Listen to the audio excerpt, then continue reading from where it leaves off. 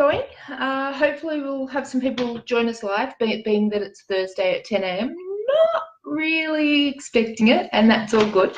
So if you're watching this on the recording, thank you so much for watching. Yeah, got a bit of an announcement, and this has been, it's interesting. It's a long time in the coming, and I'm kind of going back to, hey Kerry, oh, I'm so glad you're here.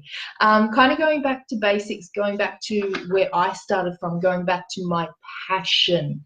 So kind of making it all about me in a way. And I think it's really important. I actually did a quick live on Instagram this morning where I was sharing that I've really learned that motivation is pointless. You can't motivate people. Like, all you can do is inspire, and you've got to start with yourself. You have to start with inspiring yourself to do everything that makes you great. And so I'm going to read something. I've actually printed something out here. This is some writing, which it's not really edited, but oh God, I don't care. It's still good. I love it. So I'm going to read something out for you, and then I'll come back and I'll explain not the content, but the purpose. Oh, I know. Thank you, Kerry. So this is an office space that I'm trialing out for a month. I've got a free trial, which is epic. I'm hoping I can hang on to it next month. And one of what I'm doing at the moment is basically working towards being able to keep hold of this. But I've got this space for the next month. I'm going to try and record a whole heap of videos while I've got this space, and hopefully I'll get to hold on to it because it's amazing. Love it, love it, love it. Okay, so let me read something for you. I'm actually going to read you two excerpts. So first one is from from a short story called Betty and the Narcissist Rat. Now, I'm only going to share a little short snippet of this. Betty was not your typical raven. That is to say, she was totally your typical raven in size, color, and, you know, all that typical raveny type stuff. She was pretty average when it came to the typical raveny type things like flying, scavenging, and whatever else ravens get up to on a typical day. That is to say, she wasn't really typical because she was a little slow on the moves and turns in flight and often found herself out of sync and on her own. She didn't mind though, because Betty was not at all your typical raven when it came to when it came to telling stories. Betty was renowned for her ability to tell a tale of intrigue and passion, to build a bridge with words to a place of fantasy and wonder, and to weave a tapestry of flowing beauty with nothing more than vocal play. She was pretty damn awesome. The other ravens laughed at her clumsy flight, but when she told a story, they listened with respect. She helped the other ravens without want or need while she struggled to eat, since, you know, her crappy flight skill meant she was often the last to the feasts. Nevertheless, she was as smart as hell and scavenged enough to keep herself fit enough to tell her stories. So that's excerpt one. I'm going to read another one for you, and I will pre-warn you, this is from Cupid's Guide, so Harvey swears a lot. So this is not me per se. This is the character. His name is Harvey, and this is from Cupid's Guide to Fucking the Rules, book 3 in Cupid's Guide series. I feel normal for the first time in months. It's fucking awesome. Yeah, I get that it's also as sad as fuck, but come on, give me a break. It's been a hell of a year. I think I deserve a little reprise, and if it takes a night of relentless cupiding and getting my ass kicked to feel something, anything, just a hint of reality, I'm all up for that. I would give just about anything to go back to ignorance, to go back to before I was Cupid or crazy. I can't even logic this out. If I'm crazy, then shouldn't the drugs work and help and make this go away so that I can back in the monotonous, predictable, boring expectations of reality? If I'm not crazy, then the only way I can feel anything for me is by breaking the rules. Either way, the reality that each side thinks is theirs is shit. I don't want this. I never did. I just want to go back to being the loser with no expectations from anyone. I want to go back to being nothing and everyone knowing that that's all I could be. Now, The reason I shared those two excerpts with you is because they're both metaphorical fiction. And so this is the announcement that I have for you guys. For the last year, I've worked with people primarily in business. I've had the joy of working with a couple of people that did metaphorical fiction and wrote metaphorical fiction. And I'll explain a little bit more about it in a moment. But I've primarily worked with business people writing nonfiction, and you can see over my shoulder, the nonfiction books there that I've written. Right now, Your Business Demands It's nonfiction. The Human Concept, The Science of Awareness is nonfiction. So I want to be really clear. Actually, I enjoy nonfiction. I do. But my passion is fiction. And it's interesting. I don't have any of my fiction books here, but this is the office space. These are actually books that I've donated to the office. So I haven't donated my fiction ones here. That's an interesting, I'll have to think about why that is. So anyway, point is, I love fiction. And I've worked with businesses because, and this is the hilarious part about it, I was told that was the smart move. Kerry, the old Karen Harvey, the new Karen Betty. Oh, Kerry, no, actually not. That's hilarious. But thank you for asking that. I will go into the metaphorical explanation, not fully the explanation, but I'll give you a bit of a hint on that in a moment. So yeah, first of all, just to kind of outline the journey, I was told that I should, and it made sense because I'd heard so many people, particularly in the coaching world, say I want to write a book, and people were coming to me and asking me how they should do that. So it completely made sense to me at the time to work with people who didn't know how to write a book and to give them the steps to write the book. Now, what's happened is I'm at the stage now where I've created all the resources. It's all there. So if somebody who wants to write a nonfiction book, the steps are there. It's done. So for me, and I'm going to choose my words really carefully, because remember that this is from my side. This is from me as a writer, having done this for 35 plus years. I don't have a challenge in working with businesses. There's the mindset challenge, but for me, because yes, I'm a trained coach, but it's not the area where I'm passionate. So, and I said this just a couple of weeks ago, I was like, oh my God, I need to get into mindset. Maybe I need to go back to coaching. Maybe that's where I need to be. And I had to pull myself back from that and go, no, my passion is writing. I should be doing that. My passion is fiction. I should be doing that. Now, here's the beauty though. Here's how it all comes together so perfectly and fantastically.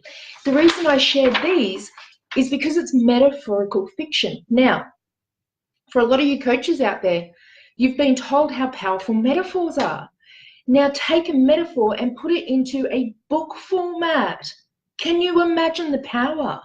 Now think about every book that you've read and tell me, have you been more impacted from a fictional story or more impacted from non-fiction, where it's telling you what to do and how to overcome this and blah, blah, blah?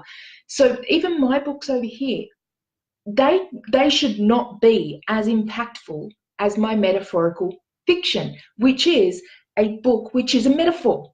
So Cupid's Guide, and I've said this to quite a few people, so I don't think I'm going to really, kind of shock anyone or go, oh no, I didn't expect that.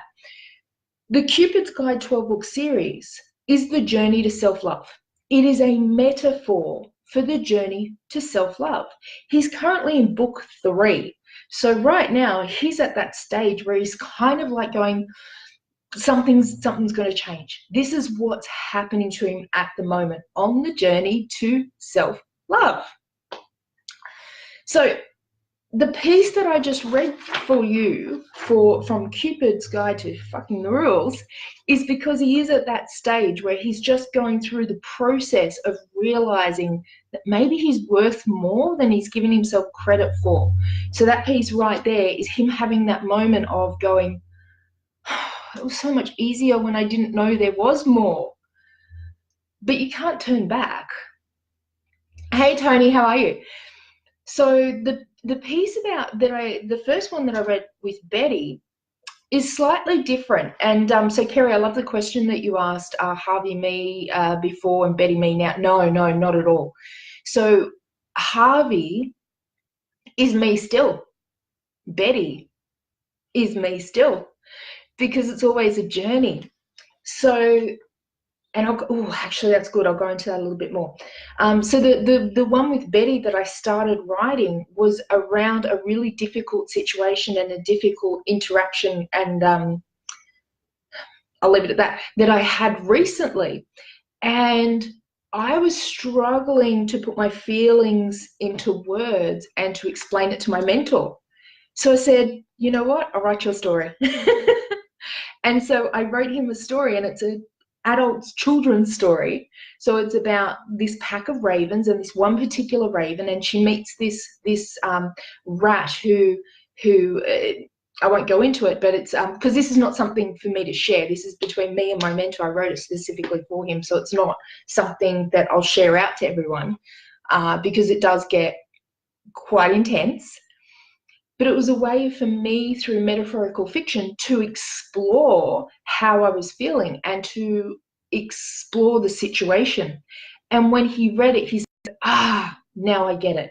Now I understand what was happening. Now I understand how you were feeling. That's the power of metaphorical fiction. Now, one of my favorite metaphorical fiction writers, which for a lot of people, you wouldn't see him this way, is Douglas Adams. He wrote The Hitchhiker's Guide to the Galaxy. Hey, Kylie, how are you? He wrote Hitchhiker's Guide to the Galaxy. Now, when you look at his book on the surface, and this is very much like Cupid's Guide, when you look at the book on the surface, it's just this fun hilarity, like, this makes no sense, what's going on, this guy's crazy. But when you look deeper, when you look into the metaphorical fictional tale that's being told in, for example, Hitchhiker's Guide to the Galaxy, there's so much more to it. There's so much social commentary. There's so much human behavior that is explored in that. And here's the beauty, that works on a subconscious level. So Cupid's Guide, same thing. I'm very influenced by Douglas Adams, by the way. So Cupid's Guide, on the surface, it's this dark comedy and it's hilarious and it's like, this guy, what is wrong with this person? Like, is he crazy? Is he not? But on the deeper level, at the subconscious level, he's going through the journey to self-love. So it's metaphorical fiction. Now, Amy did a metaphorical fiction, Amy Taylor, in the 90-Day Challenge, which, you know what, I'm really impressed by anyone who writes fiction in the 90-Day Challenge, and I've done it, so, you know, impressed with self too. But it's a tougher gig than just doing nonfiction. It really is, and that's cool. It's more, well, I find it more fun too, but that's just me. So she wrote a metaphorical fiction, and hers was a journey that kind of overlaid her own, and then she created a character. So the character was bringing me through the journey. The character was going through all the different levels of growth. Now, Yen is doing the same thing. Yen Jen is actually writing a metaphorical fiction right now, and I'm hoping that he's going to jump on. If not, I'll do another live when he's available, because I want to speak to him about it, because we've done some really great work with characterization. Here's the beauty of writing metaphorical fiction. You cannot create a character that does not represent a part of you or something that you've experienced. Now, let me just frame that up. I write horror. I'm not saying I've gone out and stabbed a bunch of people to be able to write that, but the feelings behind the processes are feelings I understand and I've experienced. You can't create something that you've never had any thought, experience, or understanding of. And it could be simply seeing something on TV and having an emotional response to that. That gives you an understanding of it. So when you're creating a character in metaphorical fiction, it's still going to be part of you. So Harvey, for example, in Cupid's Guide, I call him a douche. I'm like, I love him so much, but he's a douche. He's an asshole. I just want to smack him down. But I love him deeply because he is that part of me that is fighting himself still. He is that part of me that wants to be loved and doesn't know how to do it for himself yet. He is that part of me that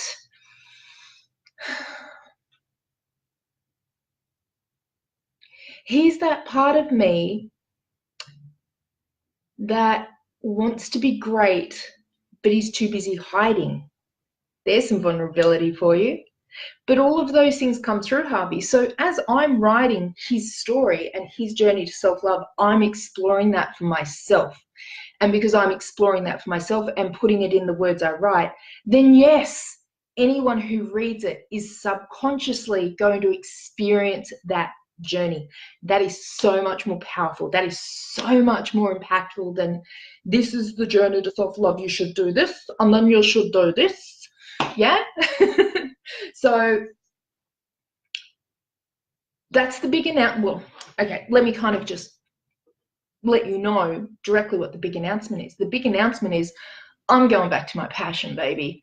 I'm going back to fiction. I'm going back to what matters most to me. And then I had a very interesting experience on the bus over here, because I caught the bus over to the office today. And I got on, and at the I think it was like the next stop, this young man got on, and he had a cane, so obviously vision was not good, and he obviously had some mental incapacitation, whatever. But he sat down. He's like, "Hi, how you going?" I said, "Awesome. How are you?" And started chatting. And he's like, "Oh, you're going to work?" And I said, "Sort of. I'm going to my office." He's like, "Yeah, what do you do?" And without even thinking about it, I said, "I'm a writer." I didn't say, "Well, I run a business teaching people to write, blah, blah, blah." My automatic response when he said, "What do you do?" was, "I'm a writer." And he said, "What do you write?" And I said, "I write horror." It just flowed out so easily. And in that moment, it clarified for me, I got to get back to me. I got to get back to my passion. Now, having said that, obviously, I want to be able to share what I do with you guys. So through fiction, this is the beauty of metaphorical fiction. And let me just pull back for a second. I believe that all fiction is metaphorical fiction. Pretty much. It's all metaphorical fiction. Because you can't, I don't believe anyway, that you can write fiction without exploring and without experiencing and sharing your journey, which is where the reader gets it on a subconscious level. So your reader resonates with something in the character, because let's face it, even though we're all unique, we're all the same. So this is the beauty of metaphorical fiction. So what I'm doing for me is I'm going back to what I do best. I'm going back to fiction. I'm focusing on Harvey. I've got a couple of non-fictions that are coming out in November, but you know what? I think I'm done with that. I think I've got my non-fiction out of my system. I'm going back to fiction. I'm going back to horror as well. So I'm going to play with Harvey because, rock on. But I also have some things on the back burner that it's time to bring to the front burner and turn up on high. That's my focus. So I'm now asking, who wants to come on that journey? Who wants to learn to write metaphorical fiction or fiction? Call it whatever you want. It's the same thing. I think it's the same thing anyway. Who wants to explore characters? And I'll come back to what I was saying before about you can't create a character that's not part of you.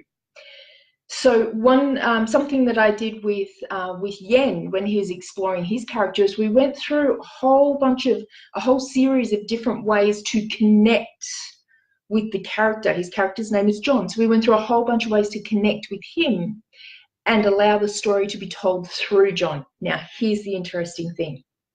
When I write Cupid's Guide, follow this, I don't write, Harvey writes. All those parts of me that I was talking about before come through and he takes over. And sometimes I'll write something, I'll be like, "Dude, Harvey, no, what are you doing? You can't say that." And I have no control over it. And it's beautiful. And it's intuitive writing, which is the whole thing that we talk about in the Right Now program. So my question is, who wants to play? Who wants to learn how to write?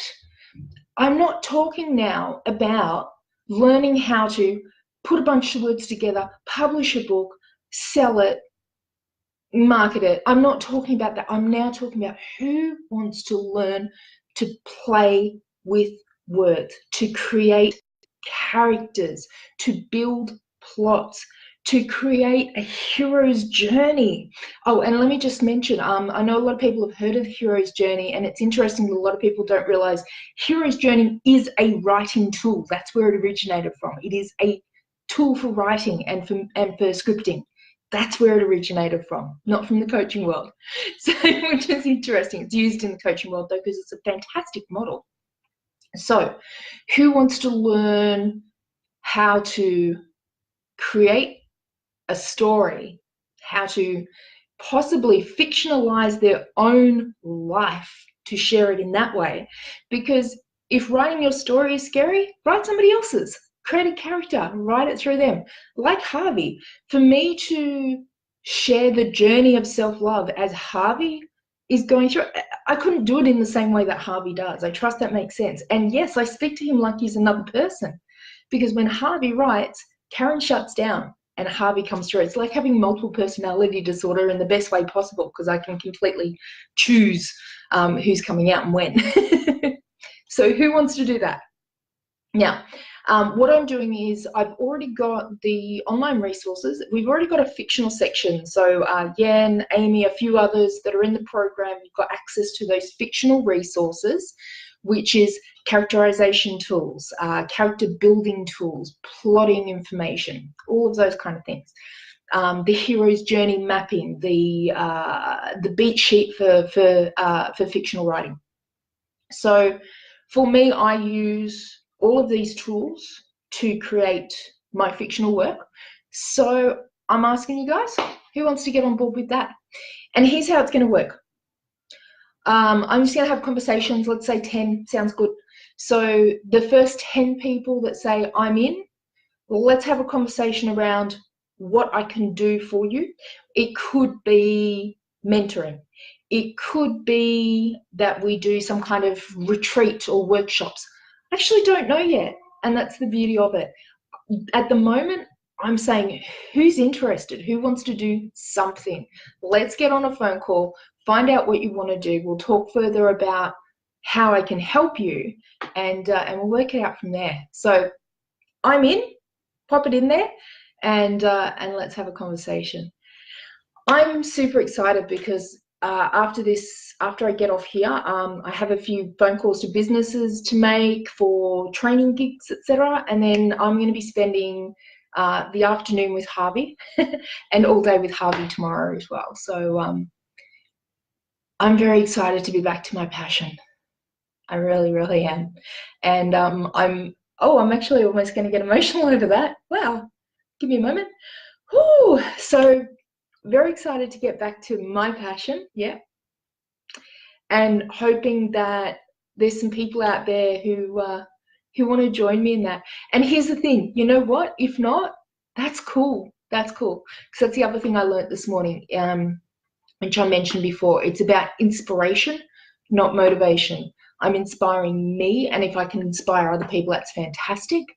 But I'm not here to. I'm not here to design dreams. I'm here to guide you to them if your dreams are on the same pathway. I trust that makes sense. So let me know. Pop I'm in.